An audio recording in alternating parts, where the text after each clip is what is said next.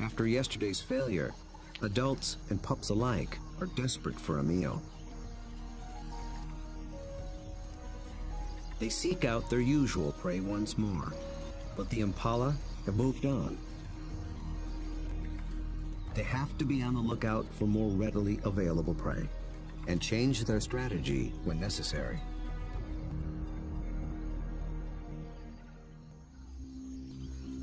They drop into a densely wooded valley near the den. But what they initially find is a little more than they can handle.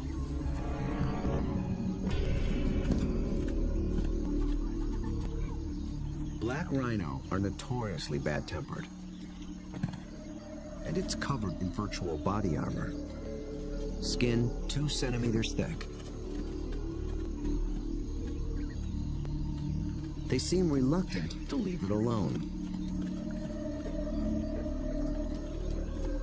The rhino bears wounds, perhaps from parasites or an encounter with a lion. The dogs may sense it's in a weakened state.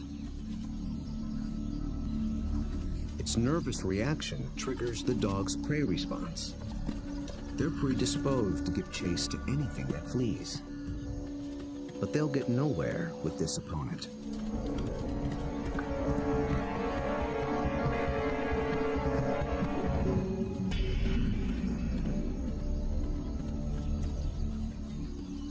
Finally, common sense prevails.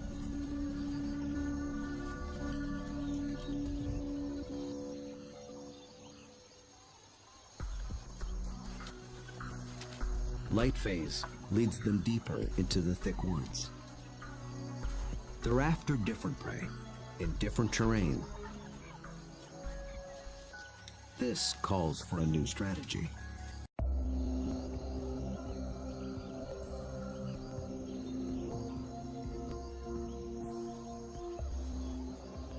One mid-ranking male breaks away from the pack and heads for slightly higher ground.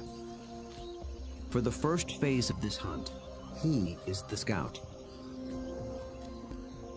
He searches for a creature that relies on camouflage. A slight breeze moving up the valley trips his sensitive nose. It's a clue that he's close to what he's looking for. Nyala. Large forest antelope are hiding among the trees. They are related to impala, but with a critical difference in behavior. They're usually found in small groups, but males are often solitary, so they lack the impala's extensive surveillance system. The scout's role shifts. He is now the driver, in charge of flushing out the hidden Nyala. The rest of the pack waits at the bottom of the hill. The lone dog must locate the prey and drive it down the hill toward the others and into the trap. The dog scans the shadows and catches a flash of motion. It's just a vervet monkey chattering in the treetops. Nothing the dog can chase. Then, a target. A lone male Nyala. But instantly, it senses the danger and spooks.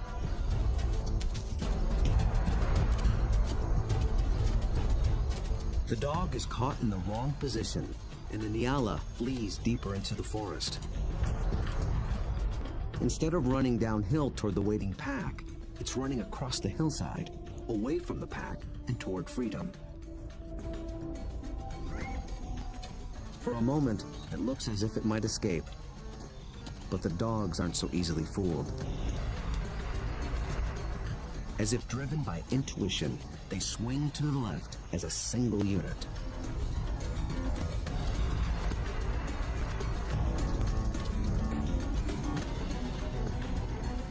In a dense thicket, they intercept the prey.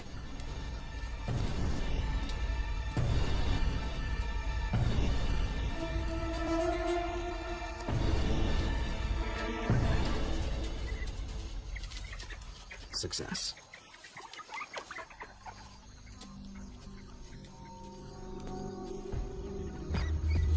The dogs have turned defeat into victory. It took a perfect formula of instinct, skill, and strategy.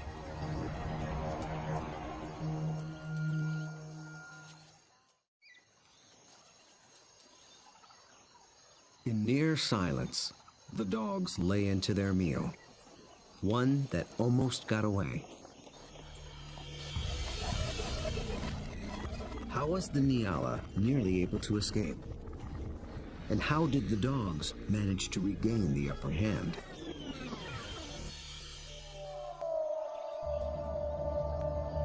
At the outset, the odds favored the Nyala. Dogs hunt mainly with sight. They're good at pinpointing moving prey in open ground. But they're colorblind, so they're less adept at picking out stationary, camouflaged prey. So the scout failed to spot the Nyala.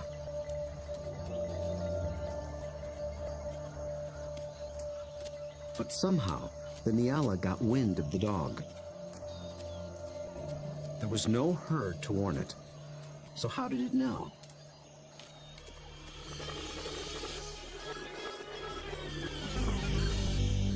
It got a little help from a friend.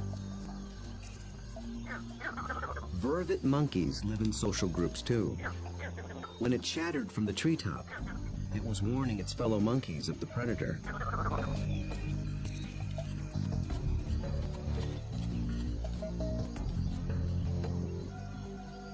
The Nyala reacted to the monkey's alarm and got a jump on the dog.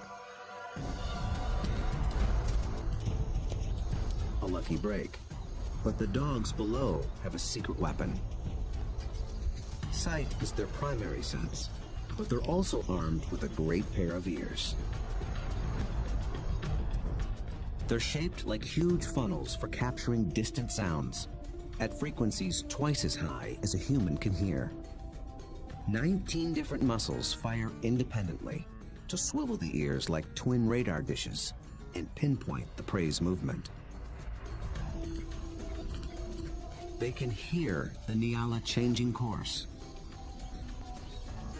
and they make a critical decision.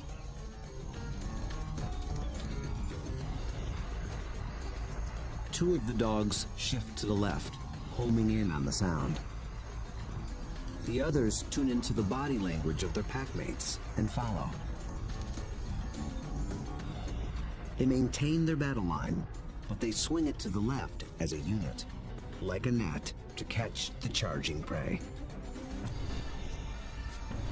Experience hunting together enabled them to adjust as the game board changed.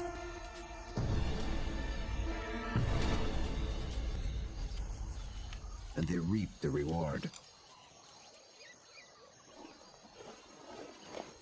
Dogs usually kill their prey much faster than lions do. And unlike lions and many other pack predators, they seldom bicker over who gets what. Dining is swift, orderly, and quiet. There's good reason to be so single-minded. The hyenas are back, and in greater numbers.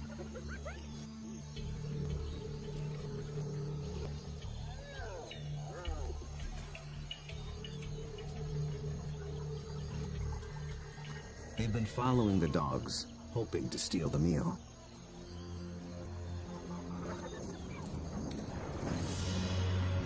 Wild dogs valiantly defend their prize from larger foes. But it takes 4 dogs to keep just one hyena at bay. And hyenas are clever and persistent.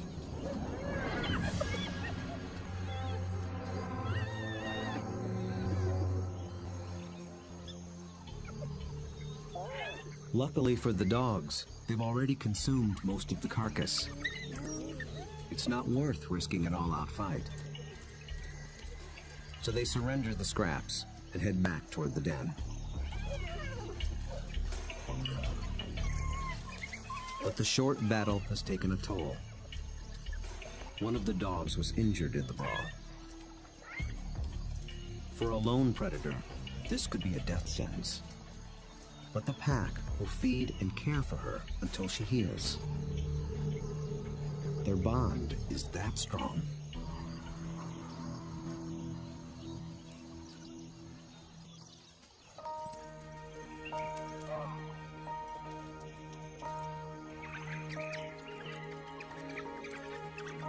At the den, the hunters are greeted by an enthusiastic horde.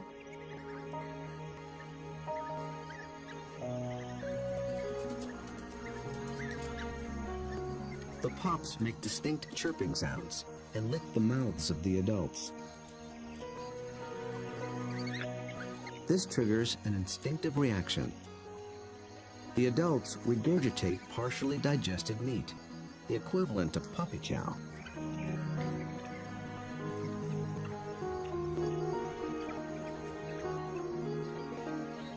With bellies full, the pack can spend the afternoon resting in the shade. Impala herd back in the neighborhood. They're eager for another try. But now the injured female also stays behind with the sitter. The pack is down to just 8 hunters, with even more mouths to feed at home. Success today is critical.